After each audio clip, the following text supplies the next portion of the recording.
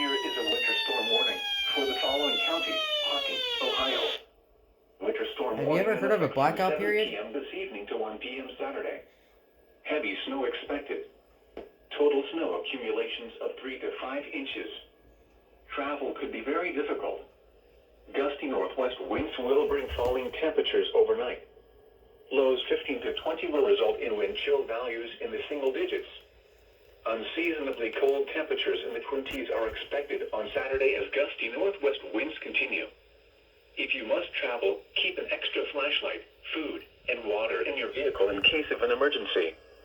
Additional information can be found at www.weather.gov/ILN, as well as on our Facebook and Twitter pages.